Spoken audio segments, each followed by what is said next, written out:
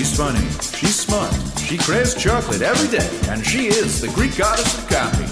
Here is your host, Ellen Karis. Hello, everybody, and welcome to Karis' Comedy Corner. My name is Ellen Karis, and you are listening to the guest edition of Karis' Comedy Corner. I have a fabulous guest today. He's also a very good friend of mine. I'm excited. He's coming back on Karis' Comedy Corner after a 5-year hiatus, I believe. But before we get to that, we always have to thank our sponsors. First sponsor is Baywalk Marketing. Go to their website, baywalk.net, for all of your advertising and marketing needs. They can help you with any type of a flyer for your social media. They can help you analyze the demographics of your business. And they are also experts in the Greek community. Go to their website, hollywoodgreeks.com, to find out where all the Greek entertainment is, and HellenicFestivals.org to find out where there is a Greek festival near you. Our other sponsor is Select Flex. What do? They make orthotics, also known as inserts. These are over the counter, and they are genius because there is an adjustability in the arch to make the arch firm, or extra firm. If you are flat-footed, if you pronate, if you just need some good support, I'm telling you, these are for you. I have them in every pair of shoes and sneakers that I own. And on their website, if you go to their website, they have a 30-second video, selectflex.com, and it'll show you exactly what, with a turn of a dial, how these work. It is really easy. They are fantastic, so much better than the over-the-counter. And for Karis Comedy Corner listeners, there is a 25% discount. If you type in the code FAMILY25, FAMILY 25, you get a 25% discount because you, my listeners, I feel are closer to me than my family, and I certainly fight with you a lot less. So go to their website, selectflex.com, and we thank them for their support. All right. I always have to say that. I'm excited because one of my very good friends is here. I love this man. We connected so well. And what I love a million things about him. Number one, he's one of the hardest working people that I know. Number two, he's incredibly funny. He's always making his own opportunities.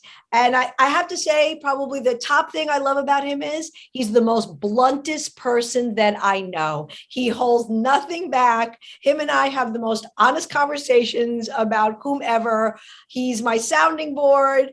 I love him. And of course, he's Greek, so, we all feel like we're related in some way, somehow. So please give it up for my friend, comedian, actor, writer, producer, and wonderful human being, Greg Kritikos. Wow, what an intro. Well, what an intro. I'm like, I was blown away by that intro. I love you too, Ellen. You're amazing. I always bring you up the same way on shows. You're like a spit of fire. That's what I love about you, especially when we have our little intimate conversations where you're not really all that. You're a different Ellen Karis at times, but I love it. But yeah, no filter. I have no filter at times. I don't know.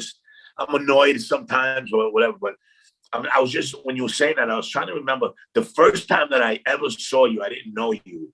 And you were doing a show at this place called Cabo with Stacy Persman.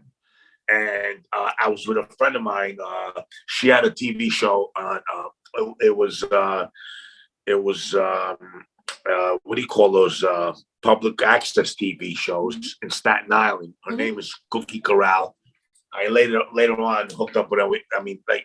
In the production company, we did some shows, but she says to me, there's a show in a place called Cabo, Stacy Persman and some comedian Ellen Karis. And I was just getting into comedy. I had just got back from the Bing Crosby Theater, and I saw you, and I was like, it was hysterical because we didn't know each other. I think I went up to you and I introduced myself. Yeah. But that was the first time I actually saw you, and I liked, you were just very funny. I don't have too many female friends in this industry that I find funny. You're one of them. I think it's funny. You're a great headliner. There's so many things I could just go on and on. I mean, you've had me on your show this is the 4th time, I think, and I'm so grateful always to be on your show. The last show that I produced that I had you on, the owner he loved you, by the way. John, the owner of the beef show at a Loft Hotel. He's like, oh, Ellen was hysterical. My daughter, we loved you. And you're the first headliner. at that show. You're the first person. I wanted you to headline. You were the first headliner. And I got 12 shows. And I was so happy to have you there. I love having you. You really are a great friend, Greg, and we're going to get to all the things that you've been doing, because that's why I wanted to have you on again, because I can't tell you everything I'm doing because I have to kill you. Well, this is what I love about Greg. He's honest because he'll do it. You move at the speed of light, which is amazing. And but you are a loyal friend. I love people like you. I feel like I'm like that too. It's like, if I'm your friend, you're really your friend. I'm your friend. I'm loyal. I got your back and this and that. If you hurt me or you screw me or you're not honest with me on the up and up, then you know what I mean? Then like you're done. It's just like we have no time for the bullshit. Yes. Especially when we bring people into our lives. Like I'm nice to everybody. You talk to everybody and all this kind of stuff. But, in terms of like really, you have like your inner circle of people that that you can go to. And you have been incredibly kind to me. You've put me on so many of your shows. I really appreciate it. I take nothing for granted in this business. There's a bazillion comedians. There's a million people that you could put on that can give you, do that sort of like one for one, the quid. Right. There's a million people because I don't have that many shows to put you on. I do what I can. And so you're really very generous. You're always thinking about me when you have a project, as you do some other people. And you're a stand-up guy. You're a stand-up, but you are a stand-up guy. And I said this on stage. I said this on stage when we were at Ammonia. I said, say what you want about Greg, but when Greg gives you his word, he follows through. And that's a great quality, and that's kind of like a rarity. So you always keep your word, and that's just a beautiful piece of character of you. So I love your hustle. By the way, I have to ask you this right off the top, okay? Because just hit me raw, Ellen. Hit me raw. Ask those questions. I'm going to give it to you. You're going to get the first time Greg goes raw. Am I really going to get everything, Greg? Because there's still questions. There's still things that you still haven't picked up about. I still don't know. It's okay. Because I trust you. Do you sleep? Because no matter what time of the day, night, evening, morning, early, I call you or we communicate, like you're always up. So what's the sleep situation? Because you have so much energy, and you're one of these people. It's not like you're constantly walking around with a cup of coffee to keep you like jacked up, No. So let me tell you what it is about. Please tell me. I'll tell you right now. First of all, as you know part of my story. Depression, rock bottom, couldn't go any lower in life. My disease of, the alcoholism. My choice of drug was alcohol. And alcohol opens doors for, other stuff, dry substances, which I'm not embarrassed to talk about it because today, I'm a motivational speaker. That's what I do. Tonight, as a matter of fact, I'm speaking today. And, but my isms, not the wasms, it's called alcoholism, hit me at a time in my life where I was in my prime. My depression, my alcoholism really hit down really hard in my 30s. And in 94, my son was born in 94, and I was already full blown with the isms and cocaine and also crack cocaine. And hitting rock bottom was the greatest gift that I've gotten in life, where normal people don't understand that. When you tell a normal person, I hit rock bottom and I'm grateful because it was a gift, only people that are addicts and sober addicts identify with that. So I have a tremendous amount of energy. I can't explain it where it comes from, whether it's a higher being. I do believe I'm a spiritual person. Religion is for people that believe if they do bad, they're going to go to hell. Spiritual people like myself, I've been to hell and came back. That's what spirituality is for me. And I had this amount of energy because for a long time I was laid up with depression. I would just stay home, get high, drink, drug, eat, sleep, 385 pounds. You know the jokes, very hard to take a shower when you're 385 pounds. It's hard because the cheeseburger gets wet. Not easy. Can't take a shower.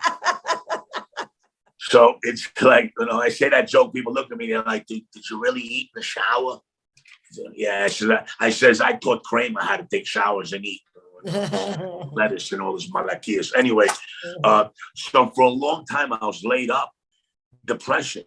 And when I broke out of this fucking hellhole, depression, I'm sorry I cursed. I didn't need to curse. It's okay.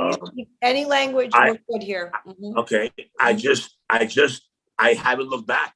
It's like I got a taste of life. I got wind under my wings. And I haven't been able to stop producing, as you call it. In the streets, I was known as a hustler. Now in the entertainment industry, I'm a producer. Okay. That's funny. In the streets, I was a hustler. Oh. Now I'm a producer. So it's like, and this is all fun for me. I get a joy out of putting people on my shows, especially people that deserve it and people that are talented. Like you're one of my favorite comics, you know what I'm saying? And I appreciate you. I remember the first show that you put me on, because you don't produce that much, but you thought of me. It was me, you, and Mendrinos. It was a show in Astoria. Now it's turned to Astoria. It's fucking malachias. Anyway, so that was the first show you put me on. And let me tell you something, I'll never forget it because I was so grateful. It was a treat for me to go, show up, and get paid. I don't have to. I promoted the show, obviously. Mm-hmm. Some of my friends didn't come out and stuff like that, but you had put me on that show, and that show will forever be in my heart. I always loved you for that. And and it's like, where do I get this energy from? From the love of life.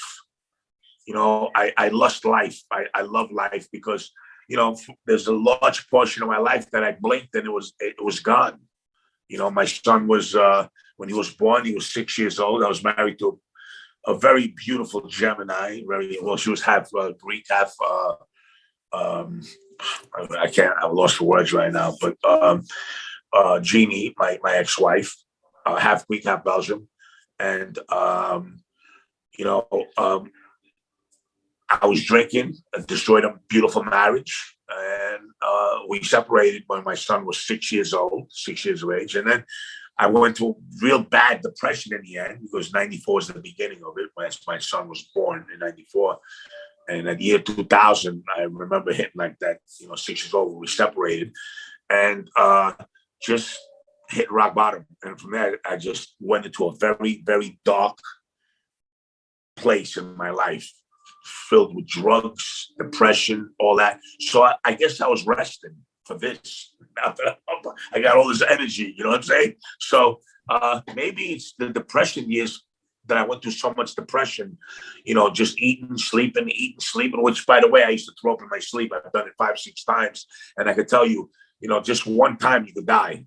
And I could actually count, 6 times that I've actually thrown up in my sleep. And that's scary because if you swallow it, it goes to your lungs. So yeah, so very depressed, and then all of a sudden I woke up out of this nightmare of a life, and I haven't looked back. Like, it's fun for me producing, doing what I love, comedy, being around people, artists like yourself and other people that I have, working with my good friend Mike Rockwitz, which is he's always in my corner, Mike. He does all my graphics. Mm-hmm. He makes you look great on the posters, you know what I'm saying? And very talented. And working with him, as we had a podcast show together. I mean, all this work that I do, it's not work.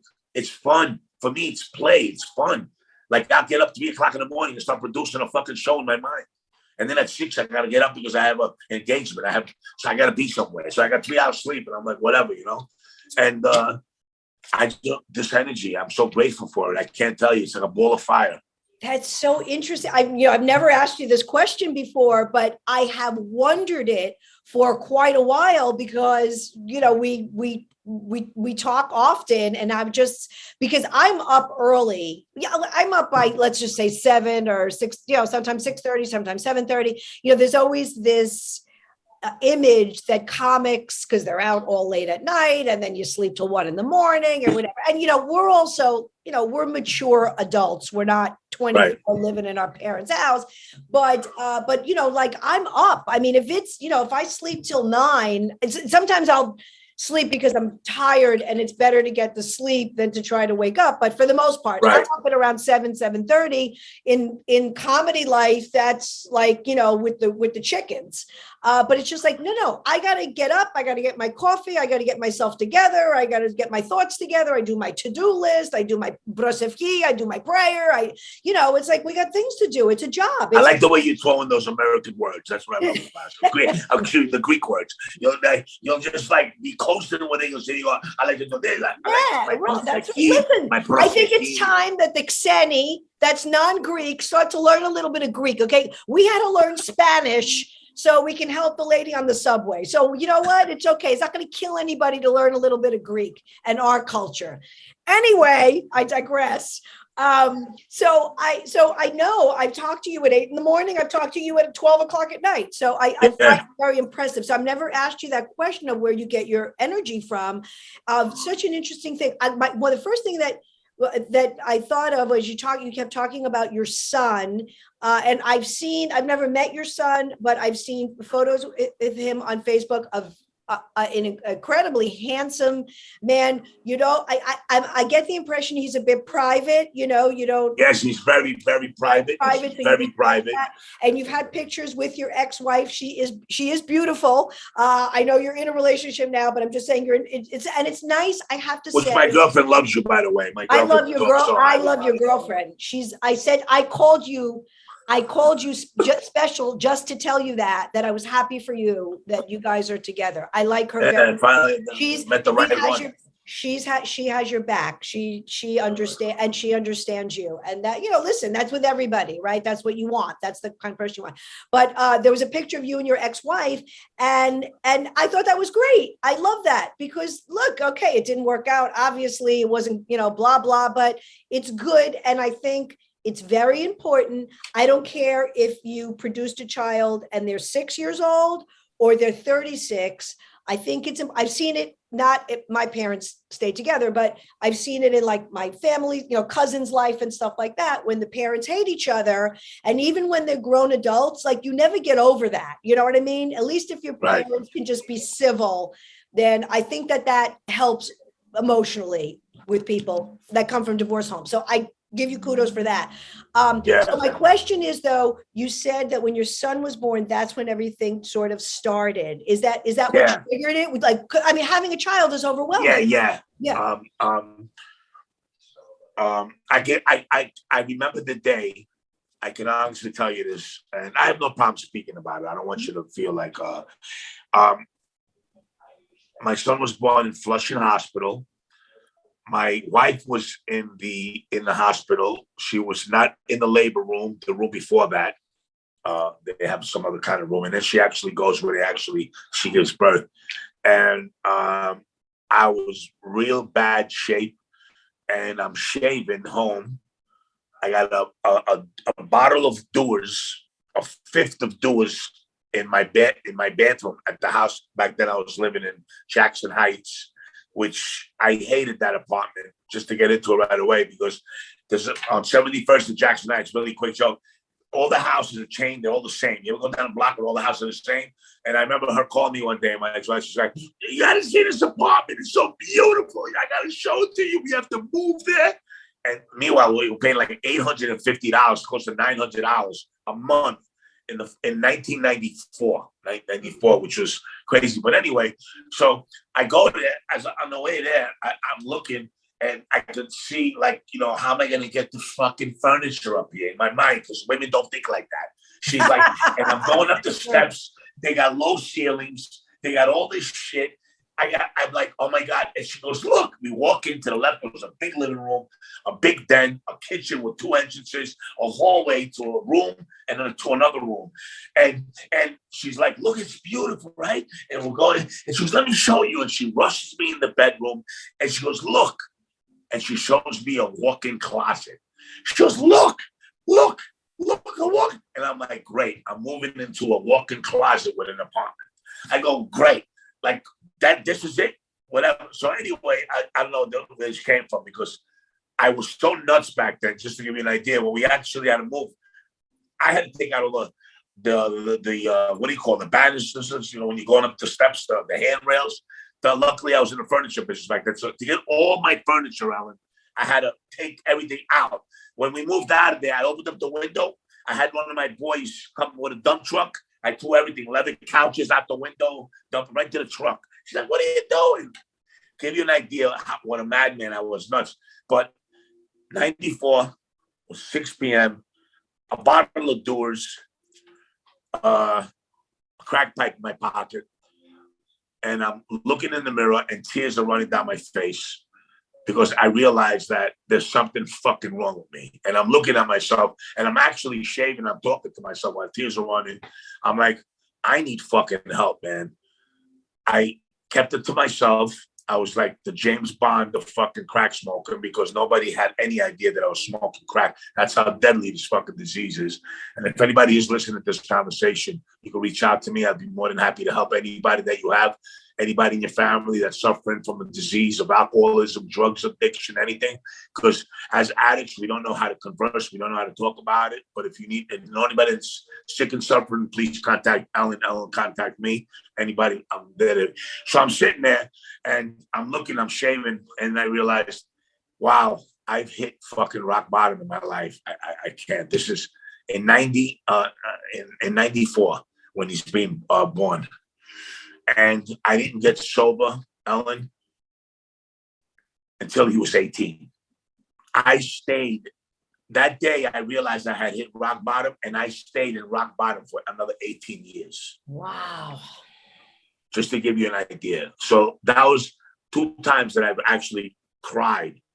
That time I remember crying, and the second time is when I actually went into the detox, 7 days in East Rockaway, St. John's, East Rockaway, and I was 385 pounds. I was full of shame. Like I couldn't even take showers. I could tell you stories anyway. And I got on my knees and that night, and I cried, asking God for help. Those are the only 2 times that I've ever I've cried, yeah, but emotional crying. So yeah, so I'm in the bathroom and I'm shaving, and my wife's giving birth to him, and here I am, totally lost in confusion, very depressed, all that. And my disease just kept escalating. It got worse and worse and worse. So you would think that would be the bottom. My son being born that day, that's like, let's change. The disease has such a grab on you that it actually went for another 18 years after that. Is that insane? 18 years after. Well, what about, so what do you think? And I don't want to give too much away because I know that you have one-man shows, plays. Yes. It's a one-man comedy in the works to talk about this. But I want to just say something really quick. What do you think? I mean, do you feel you were a depressed kid? Was it things in your life? You had immigrant parents. Your mom, I think you mentioned, lost her leg. I mean, were things like this, or like what?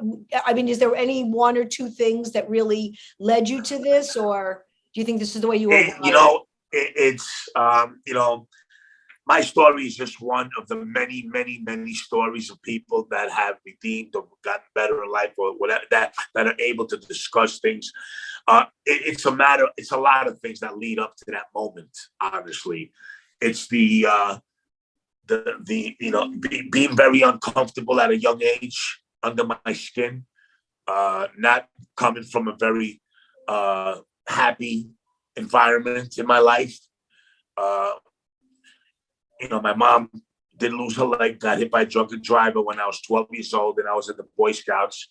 like the highs. Like one of the greatest days of my life was finally my father said, that's Sebastian Boy Scouts. You know, so I go to the first Boy Scout trip, and I'm flying in the air. I'm so happy, only to come back not to see my mother there, because that's the day she got hit by a drunken driver. Was on my Boy Scout trip. So from a very, very high, I went to a very, very low in a matter of one fucking week, and I'm only 12 years old.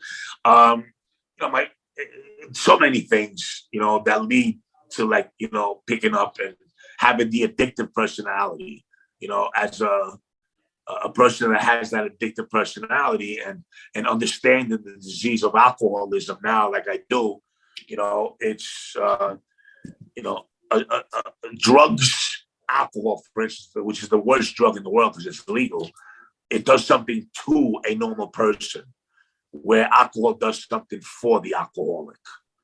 And a lot of people don't understand the disease of alcoholism, that they don't know that, you know, we take that, it's a substance that we use, and it makes us feel better. It makes all our problems go away, you know, but then it's like my problems convert to new problems and new problems because I can't pick up a drink. Once I pick up a drink, all that, you know, and so, and my rock bottom was, you know, depression, homelessness, obesity, you know, a lot of shit. Other people's rock bottoms are 6 feet under. So it's like, you know, why am I still alive? Why? And I really understand it now more than ever. I'm not special. It's just that I believe that my higher power, or Theos, or Hopistemos, or Theo, God, has picked. I am one of the many that takes his message and passes it along to people to help the other sick and suffering alcoholic that's in depression and stuff, because there's no cure for this shit. So yeah, it's a lot of things, you know, very unhappy homes. We didn't have Christmases. My mother, you know, she never wanted to come to the United States. You know the story. My father was a great soccer player, professional soccer player, very well-known soccer player, you know, very famous in Greece. I didn't know that. He never spoke about it. My father had a little shoe repair shop, and he had pictures of all soccer players on his wall. He was one of them. I never even noticed. That's how fucking dysfunctional our family was, I guess. I don't know, whatever. I heard stories when De Niro was filming on, I don't know if I ever shared the stories, you know, the guy laughing. A lot of people in the neighborhood knew about it. De Niro was filming a Bronx Tale on 30th Avenue. And my father used to have the little shoe repair shop. He had a parakeet hanging in the ceiling, and he had a cat, Duffy, which the cat used to look at the parakeet, used to try to climb up, and every time he got close, my father would hit the cat with a spray bottle, and everybody used to laugh because the cat ate water. It was fucking insane. My father had some kind of sense of humor, you know? So De Niro had come into the shoe shop, and he wanted to use one of the locations when he was filming a Bronx Tale. And my father's like, no. He's like, no, we really want you to be part of this. He goes, I have a son, my son. And I was 23 at the time, whatever. Maybe you put him in, whatever. So he's like, nah, whatever. And then De Niro was playing with the cat. So he left, whatever. Then De Niro came in with a translator, somebody that spoke Greek. And he walks in again, and my father never told me the story, mind you. Somebody that was in the store told me the story.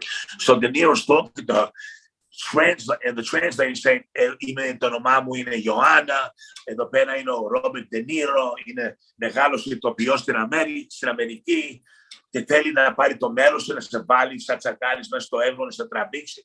Λέει, εγώ τέτοια έργα, μου λέει, δεν ασχολούμαι με τέτοια πράγματα. Ναι, αλλά, and De Niro tells her, he goes, you can tell her who I am. I'm Robert De Niro, let him know. And she was like this. She's like, ναι, εδώ πέρα ο κύριος, ο Robert De Niro, πες, μου είπε να σου πω ότι είναι ο Robert De Niro. Ναι, γυρνάει ο πατέρας μου και της λέει, πες του ότι εγώ είμαι αυτός. Oh my God. So for people that don't understand Greek, so Robert De Niro brought in a translator, and then the translator was trying to tell him that he's Robert De Niro and he wants to do a movie and he's going to bring a film crew in and right. And my father's like, well, tell him that I'm Athanasios Kritikos. Right. Very famous, well-known soccer player in Greece. And he's pointing to the pictures on the wall. That is an incredible story that I I have heard now for the first time. So let's fast forward a little bit, because I want to make sure that we leave a lot of time for all of the things that you've been working on as an artist, and what you have coming up, and where people are going to be able to find you and see you. So I just want to kind of go back. What with stand-up, like what was the trigger with stand-up? And like, of all the art forms, what was it about stand-up that you like, how did you, what did you do? People was it an open mic? Was it in a store? I don't know. No, I've never been to an open mic in my life. The first show I ever did was with Clayton Fletcher, as I told you. Mm-hmm. I didn't know about anything. I had met this Chinese woman. She spoke fluent Japanese, and she was Philippine Japanese. I'm not sure what she was. I've told you the story, and she just came into my life because she was bartending in a place called Shillelagh's over here on 31st Avenue in Astoria. So I used to go into the place, and one day she says to me, "You're very funny, Greg." This is after I came out of rehab. She goes, "Do you ever consider doing comedy?" And I'm like, "Don't hit me with that funny shit. I don't want to hear that stuff." She's like, "No, really, you're really funny, like Joe Pesci and Goodfellas." Meanwhile, here I am. She goes, "If I put you on stage, would you do it?" I go, "Come on." No, she goes, "Seriously, if I put you on stage, would you do it?" I go, "Whatever." Anyway, so she leaves, and then I had gone to detox rehab. I lost some weight. I came back, and I had done her a favor because she was a new bartender, came from LA, and she started working in a homegrown bar. And people in homegrown bars, when they see new bartenders, they don't know that the owners, they know each other. So she said to me, "That'll be $5. And I was like, "Honey, is it 20? This is for you. That's your tip. Keep them coming. I don't pay for drinks in here. That's your tip." So she's looking at whatever. She didn't like me.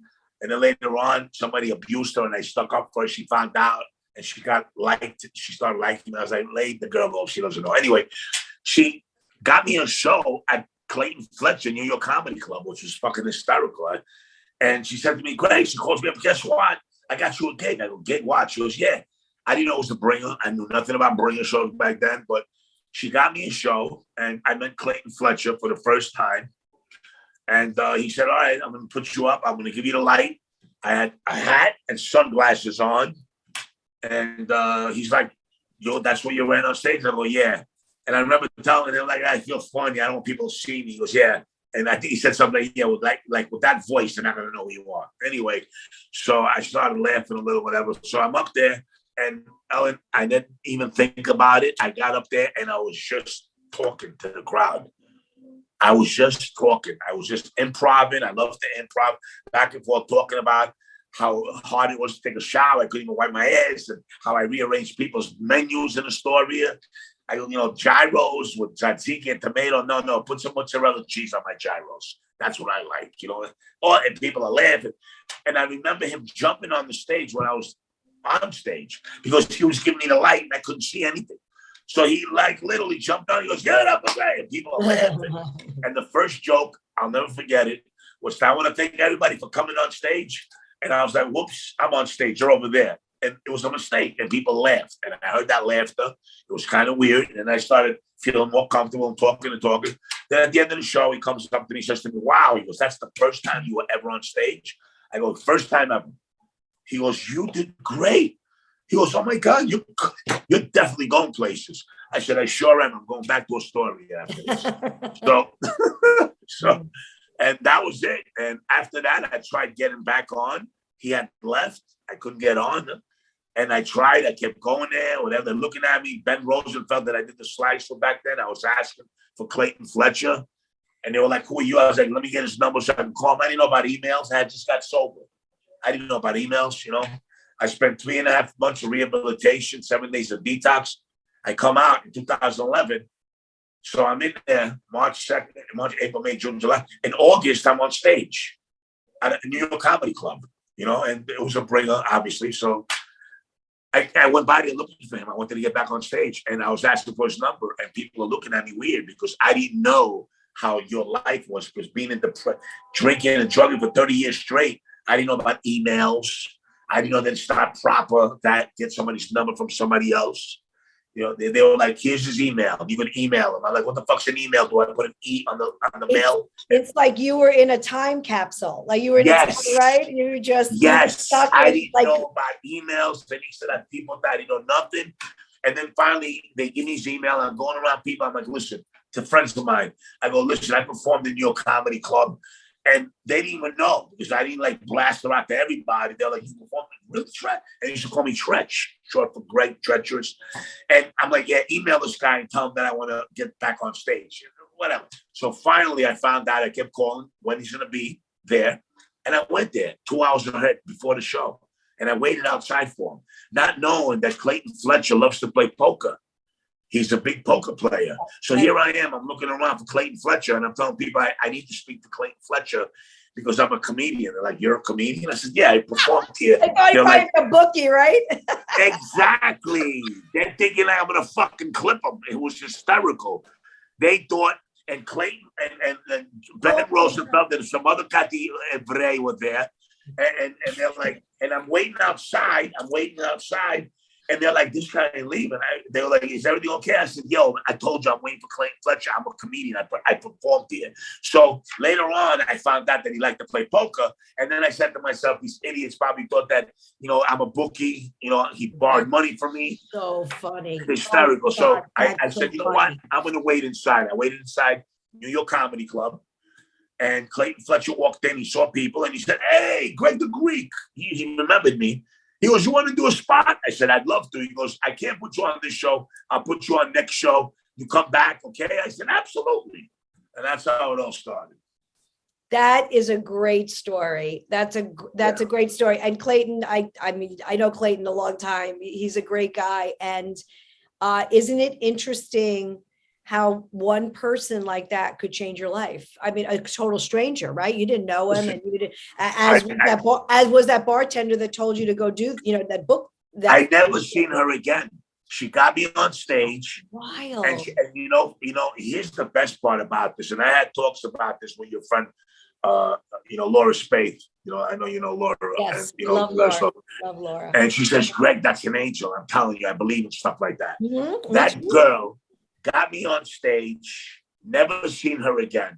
She just came into my life and was gone. To this day, I ask people, you guys remember her? They're like, no, we don't remember her. I go, how can you not remember her? Don't you remember her? People are a blur to this woman. Then she worked for corporate America, and I found something out. She was working there not to make money, because she was working there because she had Philippine family in the Philippines. And her whole paycheck, she was sending it to the Philippines to help her family. Could you imagine? This is the person that changed my life, took me and put me on stage. And I never seen her again. Wow. That's an amazing story. Oh God. So you got the bug, as they say, but you didn't just say, okay, I want to do this. I'm going to work on, I'm going to write, I'm going to stand up. And although, you're very extemporaneous, you speak very much off the cuff as well. So I think that's a bit of what your process is, although I want to get into this now, movies and one-man shows and stuff, you've had to sit down and write a little bit more conventionally than normal, than you're used to.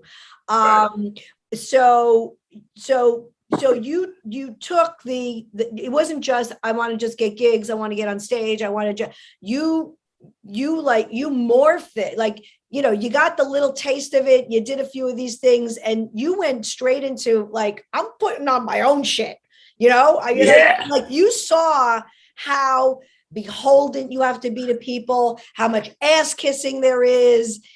Just the whole, people don't realize, if you're not in this business, you don't know what the behind the scenes are. And that's great. You're an audience. You're not supposed to know. You're supposed to come. You're the audience. You pay. You don't have to know. But there's so much that goes behind the scenes that's so difficult. And so what point of it was it where you were like, you got to the point where you're like, I'm going to do my own thing. I'm going to start creating my own thing. And you weren't in comedy for that long. It's not like no. You were a 10-year vet and you made all these connections. Like, you make connections as you go along. Yeah, people. I know a lot of people because my work, what I used to do in the streets.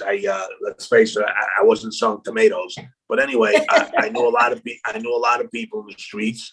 A lot of friends of mine. I have so many. One of my best friends, he just built the Los Angeles Raiders stadium. He was invited to the White House with Donald Trump. Wow. He was the president of Teamsters. He's a dear friend of mine. I talk to him all the time. I have other friends of mine that, they've been working for many years, and they have I work for Tomas Condogiannis, the guy that's so I don't know, somehow in my life, I've met a lot of big, important people. So I always knew how to network. I know I know how to close deals. I've been a businessman all my life. I know how to close deals. So I realized at 48, I got to move fast because I got into the business at 48. Now, in my early 20s, I had opportunities. Comedy Central, I had opportunities. I had audition. I had to call back for that. I missed it. The Sopranos, I had friends of mine that would line me up, and I was like missing auditions. I had people. One guy, I wish I could get his name. He called me twice. He goes, "When are you gonna come down? I want to introduce you to the people from the Sopranos. Before the Sopranos, James Gandolfini, Pussy, all those guys. Because you got to come down here." And I was like, "Yeah, I'll be there." Meanwhile, I'm in Atlantic City and drinking and drugging, missing appointments, all that. So when I got sober, this cloud lifted, and I always had love for the arts. As a kid, I remember cracking the joke, and I could still hear the laughter. I said, I better move fast because there ain't nobody gonna book me or nothing. So that's when I said to myself, time to put the jogging shoes on, put the construction boots on, tie up good and buckle up.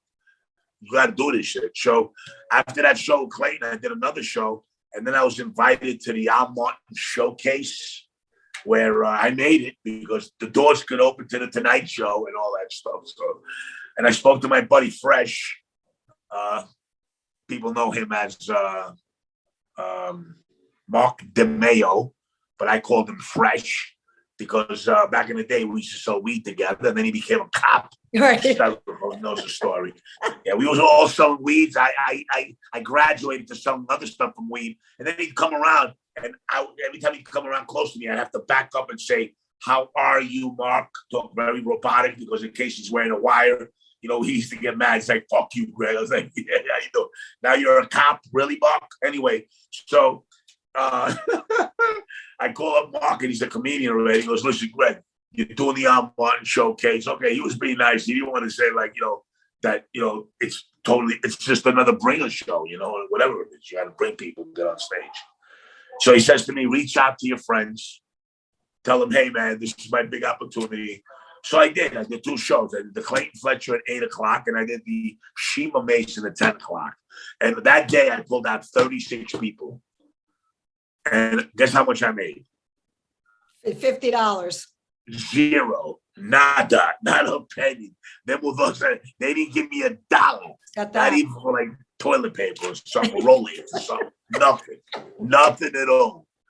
If I was to shit on myself, I'd have to pay for my own toilet paper. All those people, Ellen, nothing. And then I said to myself, wait a minute. If I can pull these guys out to come and see me, and that was the first time, my comedy back then, nothing to what it is today. Now I'm writing, putting punchlines. Anyway, I go, why should I give them the money? So I decided to produce my own show. And here's the one, the best one. I produced the show with Sean Cornelius. These guys, I remember him. They were from a comedy club on 46th Street.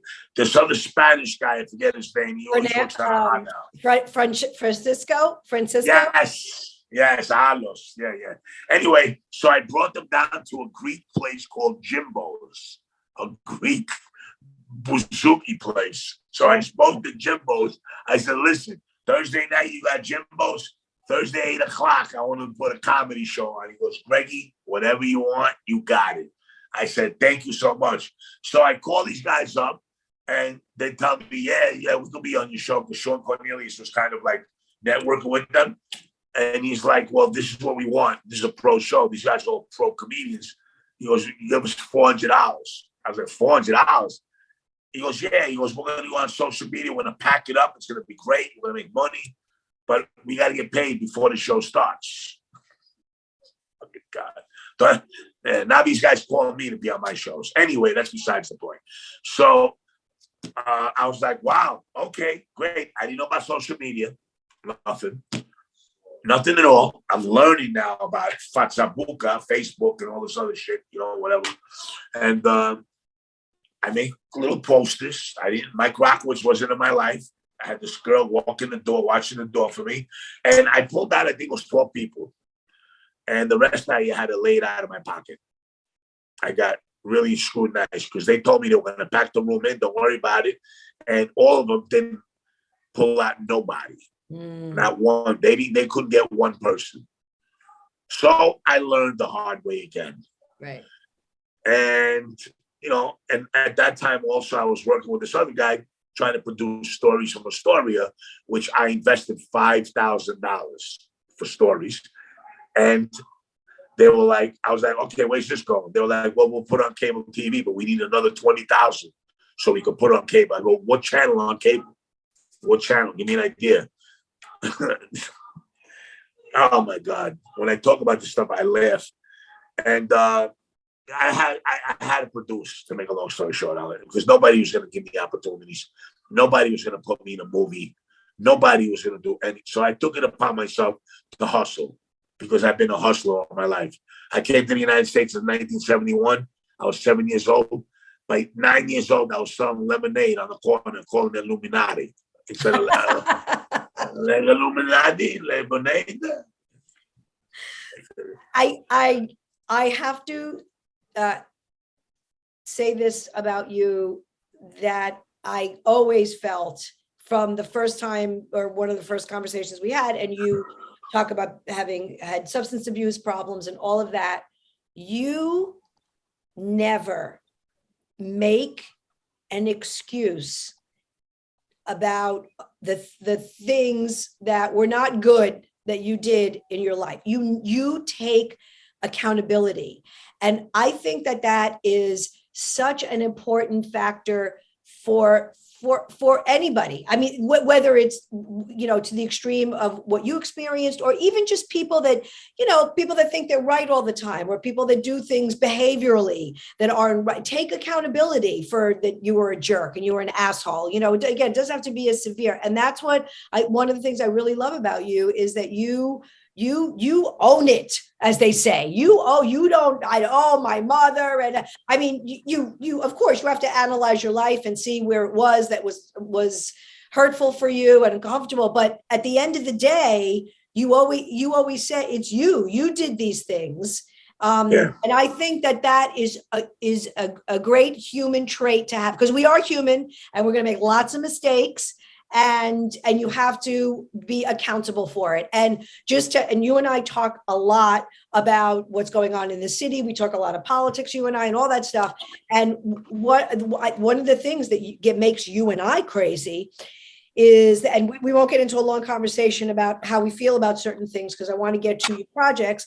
But one of the things that makes people like us crazy is that there's so many excuses now in the world, or even in our beloved city. Oh, they're leaving because of COVID, this and that. Oh, but we've all been through COVID. Nobody was sheltered from COVID. You don't see me stealing Febreze from Dwayne Reed. Okay. I don't give a shit. Right. There's places to get help. I know it sucks. I realize we're all not on an equal playing field, but stop making these stupid excuses. And so just getting back to, because your life could have went in your life now could have continued and went into a completely bad way. And you ultimately, when it was your time, you pulled yourself up from your bootstraps. You knew what you did wrong. You faced it in the mirror. You went through the program. You do this, and you still you still talk about it like it's in the present. This is what I take from it when I hear it from you, because I feel sometimes, because we've spent a lot of time together, like you'll say it in a story and it's appropriate, but I think sometimes you say it to remind yourself of where you were, where you are now. You're always, sort of bringing it back at some level in your life, in your week. I have to be consciously aware that I was the problem. You could go out and have a drink and, whatever the case is, that you're a normal person. I can't. I want more of that drink. I want more. I'm a kid, and my life challenges, like what I've gone through in my life, when I was a kid, I blame my mother and father. My father for never being there for me. How come I never had Christmas trees? There was never gifts under the trees. Right. My mother never celebrated that. She always hated everything. Always this and that, and I was a product of that environment. And who's to say, like, whose fault? My father was a better person, or my mother didn't lose a leg, whatever. This is life. Some of us, like, what's the saying? If life gives you lemon, make lemonade. Right. Whatever you want to call it. You know what I'm saying? Which you did. You did make lemonade. Yeah, absolutely. And it tastes good. I like my lemonade now. I really do. So it's like, I have to own it, because it reminds me of who I am, who I was, what I want to be, what I want to do. All this, because Gregorius Kritikos wouldn't be who I am today if I didn't go that, if I hadn't gone through those challenges. And I'm a firm believer that the lower we hit my, I write my quotes a lot, and I had Page publish it. I'm still waiting for them. We want to post, we want to, we want to produce all your, your comments and, your, all these things that I write. One of my favorite ones is it's the darkest moments in our lives that will truly make us shine brightest on our path. I really do believe that. It's the darkest moments in my life that has truly made me shine brightest on my path. And what I get out of that is that, I was building my foundation. You can't build a high rise or whatever you want to call it without going down first. You have to go down to build your foundation. And my foundation is rock bottom. I hit rock bottom hard. And you know what? I'm grateful for it. And, it teaches me every day how to live, because the two key ingredients that I live by today is willingness and honesty. If I don't have willingness and honesty, I'm not going to have anything, Ellen. So I have to own it, and I'm proud of it. It's not like I flaunt it, but, I had this kid one time, he comes up to me and he says to me, he goes, I heard your story when I was in Cornerstone. I was speaking. And when I speak in front of a room filled with, drug addicts and all that, and, I remember that day when I was sitting, in rehabilitation. I'm alumni from Phoenix House, and a guy had come down after doing 40 years in prison, and he was an addict and all that. He looked at us and he goes, half of you are not going to make it. And I was like, just my 9th day in being sober, not in sobriety, mind you. I just came out of detox, 7 days. I had the shakes. They put me on Librium. I couldn't sleep. My body was failing, neuropathy, high blood pressure, cholesterol, everything, diabetes. And he looked at us and he goes, half of you guys ain't going to make it. And I had no clue what he was talking about. But now I know, because half of the guys that I was in there with are dead already. So when he said that, I took a piece of that. And the kid comes to me and says to me, he's sober now. He goes, I remember you were speaking in the detox Cornerstone. He introduced himself. He was your comedian, Greg Kritikos. I said, yes. And he goes, I've never forgotten what you told me.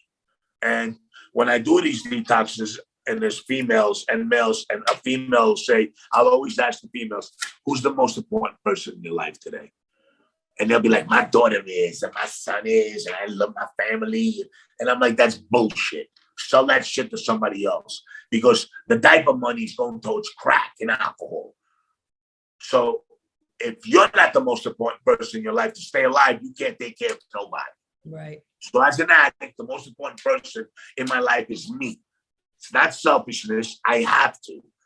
I'm not a normal person. So I have to be, number one, take care of myself to be able to take care of other people. That's what I said. And then I asked a lot of the young bucks, because I've been to prison, you know that. And I asked them, I said, let me ask you a question. I says, when you out in the streets, would you let anybody rob you? And they're like, ain't nobody gonna rob me, man. I ran the Bronx, Brooklyn, I went deep. Ain't nobody ever robbed me. I said, well, guess what? Your fucking disease is robbing you every day of your life. And that kind of lights up a little light bulb. I've been in meetings where I got to go to these meetings and detoxes or rehabs when they're in the day room playing cards, dominoes, TV, and I got to go in there and I got to shut it down because there's a meeting at 7:00, and they get angry. Some of them, I got into, I don't fight with them. I'm like, yo, listen, you don't want to be here, but the room is being shut down for 1 hour. The same guys that wanted to attack me and fight with me by the end of the meeting are crying and they're hugging me. And they're saying, yo, man, I really needed to hear that today. Thank you. The disease is out to kill people. It's a disease. And every day as an addict, speaking for myself, it'll put a dis-ease in my life every single day. So if I don't use the tools, which is willingness, honesty, helping another alcoholic, I ain't gonna go nowhere. So I'm going to say two things, and then I want to get to the projects. One is I want people to know that sometimes when Greg and I are having a conversation about something we're trying to do, we're talking about a show, trying to put together, we tried to put together a few things ourselves. And Greg, I love when Greg goes and I'll say, yeah, I called him, he didn't call me back. And you'll say something, and I'm paraphrasing, like, listen, I was in the streets. I don't give a shit. I don't care. Like you always, and it reels me in also, because it's like, because then I'll be like, I'll be so upset and I'll be this and I'll be that. And you're like, no, you don't understand. I've already been in the show. I've already been there. This is malachias. So I love that. It's like, it's a great way to plow through this crazy business. And the other thing I just want to say about addiction too is that there are so many different forms of addiction. I've known food addicts. Absolutely. Has his own, that's also, I'm talking about legal. You have to eat. I mean, you have to eat. That's tough. Porn. I mean, just crazy, like just so many things. And I do think, and I'm sure you've noticed this because we grew up in a time without social media, without cell phones, without this, without that, where now you see people have developed ODD, obsessive with the phones. I mean, you could be addicted to your phone. Absolutely. All these things. So it's gotten a lot harder. So it is a form of addiction. So I want you, again, it's about a sense of awareness. You don't have to be at Alcoholics Anonymous to maybe have some type of, like you said, some kind of addiction, something. Yeah. Right. I don't really push AA, even though we talked about it a little bit, because it's in our traditions. We're not supposed to talk about it. Right. Okay. Well, yes. Whatever, doesn't matter. Yes. Because I wasn't. I got sober on my own. I called it sobriety, not sobriety. I was dry, sobriety. So I talk about the power of addiction. Once, alcoholics and addicts are some of the most successful people on the planet. At 385 pounds, Ellen, honestly, nothing stopped me. No tsunami, no earthquake, nothing at all. Where I would get dressed and I would have just $50, and I didn't want to spend it on a cab because I'd probably end up jumping out of the cab, then I'd be running. And at 385, I'm not running that fast because nothing would stop me from getting high. I'd walk from my house sometimes to Queensbridge, which is insane. Queensbridge Projects, ruthless drug addict, but they know me also. So when you take that willingness and you flip it on a positive level, there's nothing you can't achieve. So and I tell that when I do my motivational speaking to people. I said, we as addicts are some of the most successful people. There's a lot of us, that have turned their lives around. So when you take all that willingness and turn it to a good note, things happen in a positive way, and it's very important, and comedians, they're like, yo, I tell comedians, have fun. I mean, who am I? You've been around a comedian longer than I. Look up to you. You're a great comedian. Me, I've been doing it for like hardcore now, like 6 years, 7 years. If I take away all the COVID in the beginning, all that, 6 years straight. And that's the part that you laugh about. People are like, aren't you afraid of bombing? Bombing. I was homeless. You didn't want to be afraid of bombing on stage. I couldn't wipe my ass for fucking 2 weeks. What are you talking about? I'm afraid of fucking bombing. How's that going to scare me? You know what I mean? That's the part that you laugh about when I tell you, you're afraid of that shit. You do. And you set me straight. And I'm like, yep, he's right. All right. What are we doing next? All right. Plan B, So let's get to what you've been doing, the one-man show, the movies, the TV. I mean, you're your own conglomerate. So let's talk about that. What do you got going on now? All right. First of all, the one-man show, I've been taking the show called Sober is the New High, and it's just me doing stand-up comedy. My ultimate goal is to turn that into a one-man show, and I've been talking about it on your podcast quite a few years now, but everything happens in God's time. I really believe that. So I want to produce that show where I could do a one-man show where I could actually be on a big theater, and make them laugh, make them cry, make them do all that stuff. So but my one-man comedy show is called Sober is the New High. I just got back from Glen Falls. I was out there, did an hour of stand-up comedy to a sober community, which the first time I did it, it was in Idaho many years ago. I performed in numerous shows in front of sober people, no drinks. And comedians don't like that. They're like, oh no, they're not drinking. Very hard. Right. Yeah, because that's like that, performing in front of a sober audience is like asking a vampire to dance in a room filled with crucifix and holy water. It's very difficult. It's not easy. So I just got back from the Quarry House, sold out show, had a great set. They loved me. I'm going back out there again.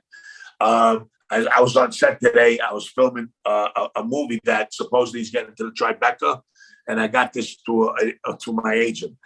I have a couple of shows that now on a regular basis on Mondays, last Wednesday of the month at the Aloft Hotel. If anybody wants to catch, I have great headliners. I had Ellen Karis. She was my first headliner in March, around my birthday also.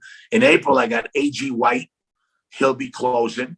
I got Sean Harvey. He'll be coming down. So I'm booking a lot of comedians and headliners on that show. It's the last Wednesday of the month. And the Aloft Hotel on it's right by LaGuardia. Right. Yes. Okay. Yeah. I have another show at Dillon's on Metropolitan Avenue that we'll be promoting once a month there. You can find me at Broadway Comedy Club the last Sundays of the month. I'm always over there doing Broadway's Got Talent. That's my show. I've had you there as a special guest. You've come by. Mm-hmm.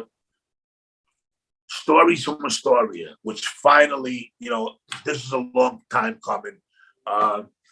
As you know, I did produce a movie called Charlie Boy, which they changed the name to Tomorrow's Today.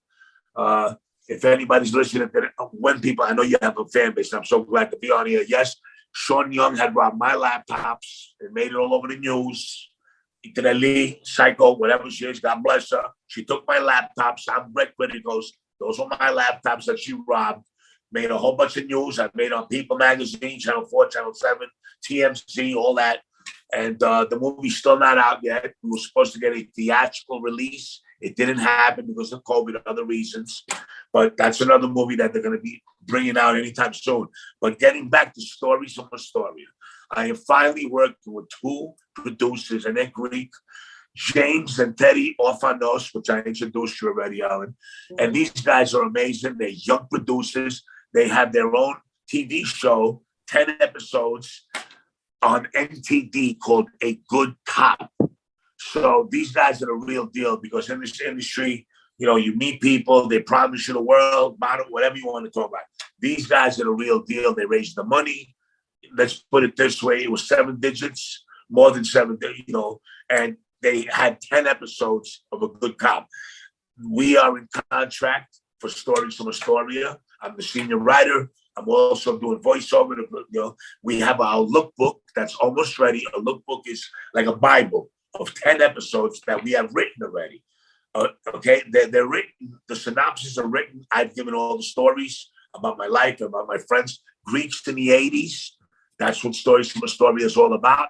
And obviously, when the time comes, Ellen, I would love to have you. You're definitely going to be part of that series, television series. So that's where I'm at with Stories from Astoria. As far as the movie Charlie Boy, it's supposed to be coming out. I'm also touring. I'm going to be in Florida.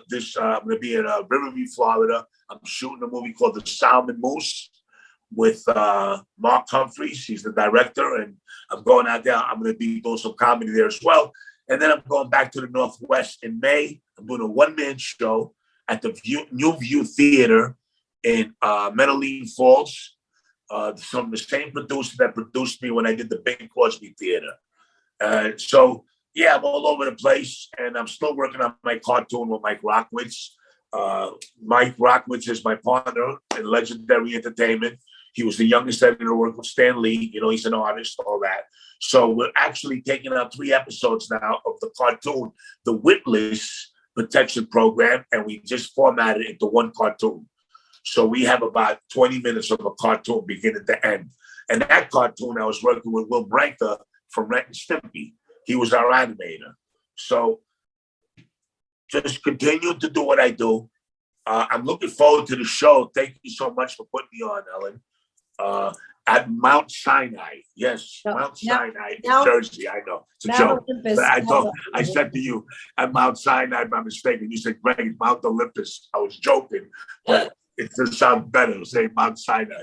Yes, we'll be doing the Mount Olympus of comedy. Mount Olympus, Sinai, yeah. Mount Olympus in New Jersey. Hackensack Performing Yes. Arts Center on June 17th.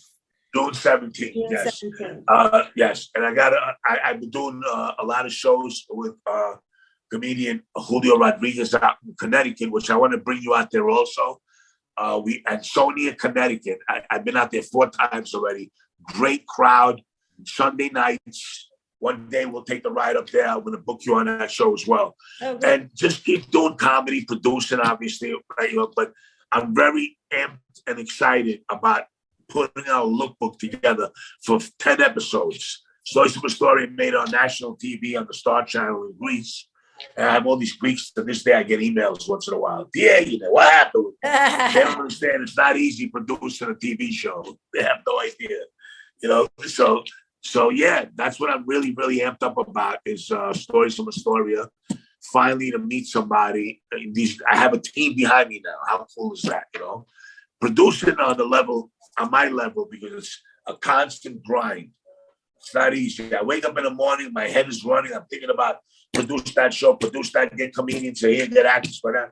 I'm all over, but you know what? It's fun for me. I love doing it, you know, and and working with talent like you know, Ellen Karis and other people, Carrie Carabas, she's another fellow Greek. You and her were together at the show at the winery that I did in Wallington, New Jersey. It's always good to have 2 female headliners on the same show. Well, thank you. Yes. And I'm sorry. You know what? I'm glad you said that.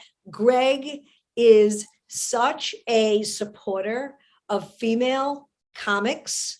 You always have plenty, more than one. You have female comic headliners. So I just want people to, if you're watching this on YouTube, you see Greg's visual. But if most people listen to this on the podcast, you hear Greg's voice, and you think of your perception is of something maybe different, maybe a chauvinist type of a guy, like a guy. So Greg's exterior doesn't necessarily match his interior. His interior is very sharp, and I understand you and I speak the same language, but you don't get enough credit. And I'm going to say it here, twice, that you put on a lot of female comics and as headliners.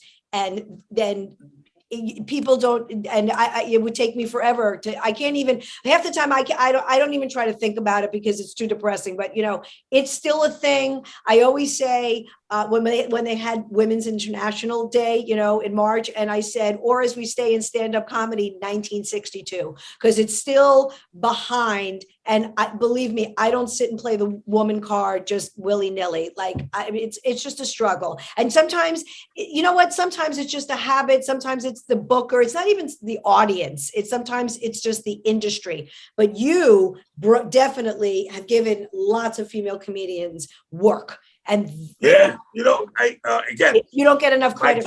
My top comedians right now, I can give them to you. I mean, you, Kritikos, Laura Spade, what's her name?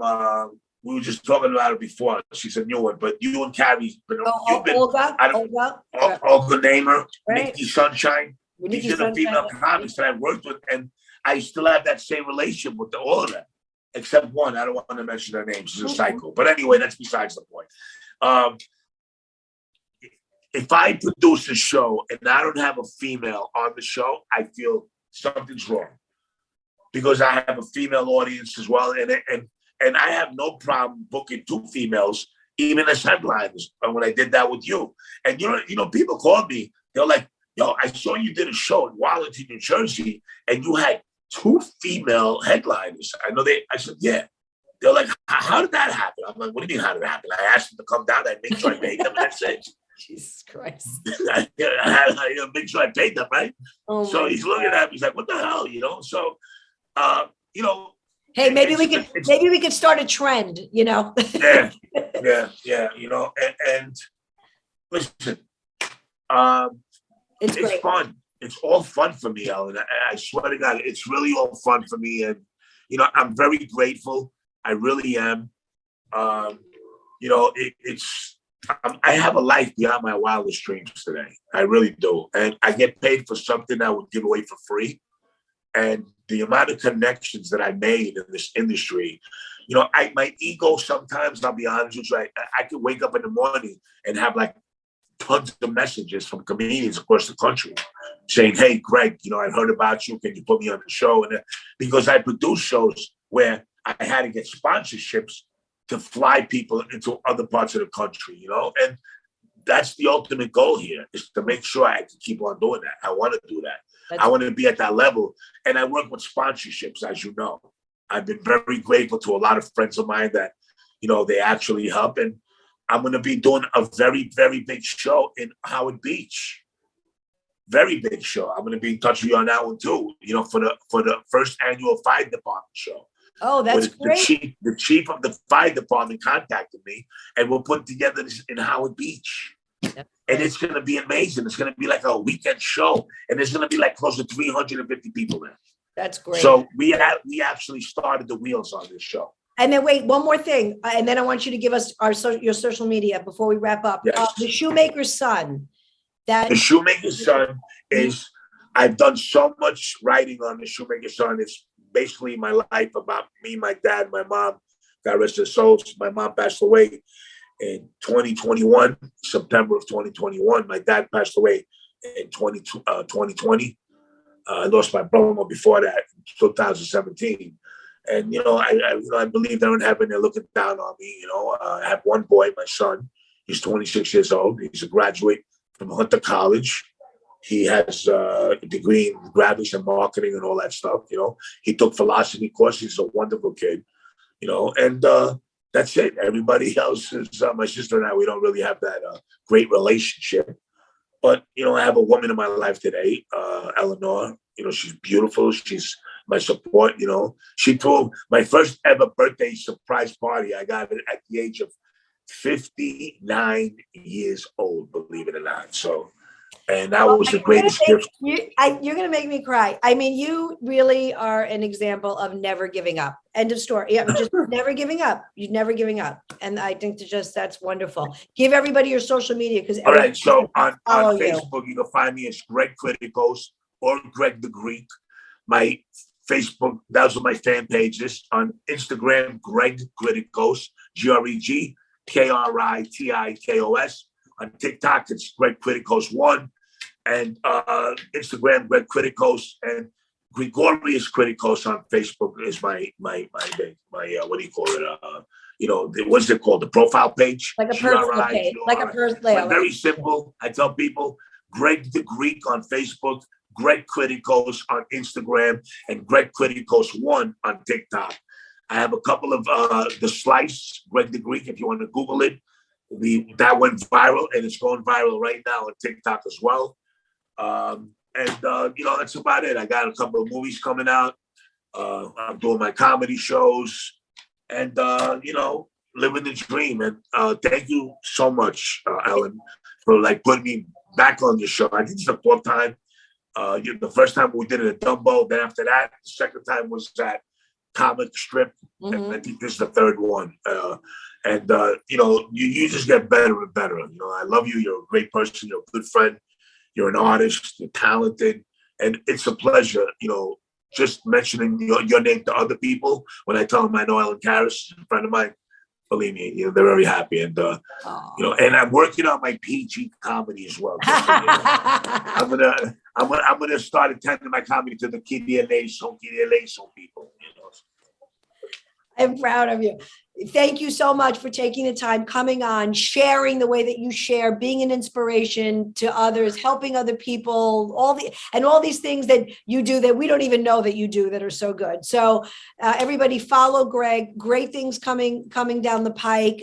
Check out, he's got comedy shows all over the place, Borough, Long Island, Queens, Seattle, and it's a pleasure. It's always great to have you. Washington State. Washington State. And you are welcome on this show anytime. Anytime. Thank you so much, and I'll be in touch with you. Obviously, okay. We're gonna have the Howard Beach show, and please send me the clip. And I don't know if you do graphics. I want to take this and I want to put it on my social media. I'll get the graphic for you. I'll get the graphic. Whatever you have. And also, you and I were supposed to do really quick. We were supposed to do New York Attitudes. And remember that show? You had made the poster, New York Attitudes. Oh, right. Yes. Yeah. We'll pick. Well, I spoke to the people from Oasis that actually own the property of Mythos, and they're supposed to get back to me. So when they do, we're finally going to probably be able to do that show. Oh, good. So, that's New York Attitudes. See, this is Greg. This is Greg. I forgot about it. He's already 10 steps ahead of me.